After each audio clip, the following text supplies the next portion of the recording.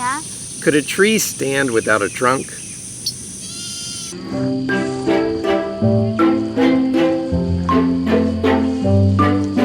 Florala Gardens, Anthony Chaya. Today we're talking about the trunk of your fruit trees and how to care for them. So this is a problem up on the upper limb, but a lot of times it happens on the trunk. You'll see goo coming out of your tree.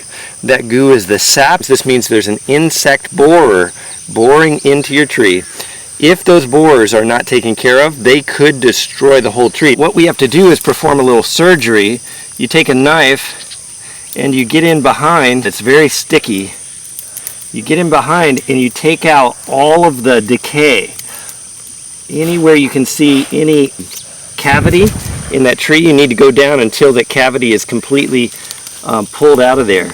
Got to follow it and get to the root of that problem. Feels like you're hurting the tree, but the alternative is that it just dies from neglect. So if my tree is going to go down, I would much rather kill it trying to save it than to let it die just from my doing nothing. This exact problem took out an entire peach tree. I'll come back and check on it in a few days, make sure that it looks like it's healing, and then we'll be in good shape. Okay, this is an apple tree and you can see it's really putting a lot of shoots from way down low. We want to cut those off as low as possible so that way the growth goes to the top.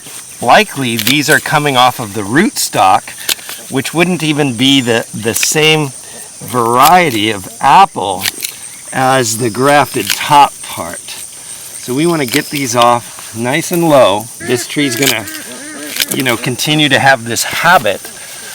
Keep it under control by proper maintenance. Prune off that upper root too.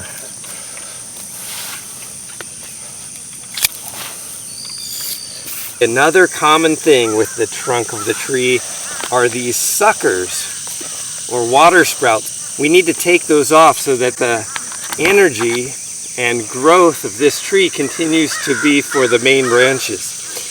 I have a bypass pruner here, one sharp edge, one non-sharp edge. We put the sharp edge toward the tree so that way it doesn't leave any unnecessary damage. And we just cut from the bottom up in this case, and we get a nice clean cut. Depending on where you are and what time of year it is, you may want to cover these with something. Right here, for us, we won't need to. There's lots of areas in the trunk sometimes that cause problems. I don't know if you can see, but right there's an ant, and it's looking for a little home in this tree. And anything that's loose that could house or harbor those pests, we want to scrape off. A couple different kinds of lichen growing off of the bark here. That shows that there is decaying bark on the outer part of this tree.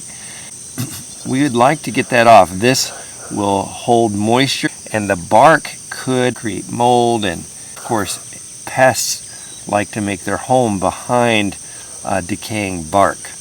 So we need to essentially exfoliate this tree. I have a little sock over my hand here and I'm just going to rub up and down.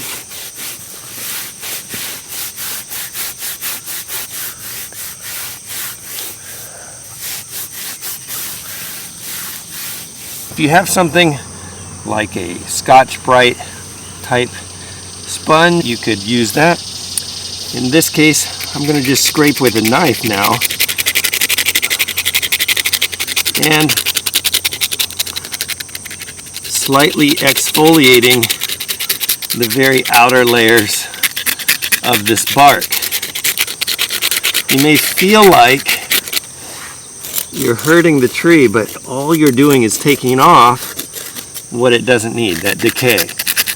Another way that some people do this is with a power washer. They just set it down on a setting that will allow it to take off the decayed bark but leave the living bark, and they just come and power wash their trees. Some people growing fruit trees have problems with pests getting at the tree itself. One way to protect your trunk from pests that would be trying to eat away at the bark would be to take a tin can or something similar. So cut it long ways, wrap the trunk, and set it down into the soil so those rabbits or those mice or those moles will have a barrier.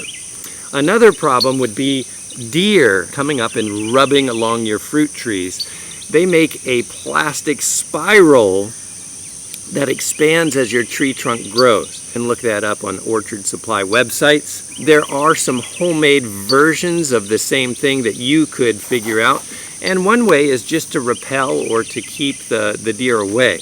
Hanging turpentine or hanging Irish Spring soap or something that they don't like. You know, of course, a dog in the orchard would be a good solution too. So we won't be showing those things today, but I wanted to mention them because it may be your biggest problem.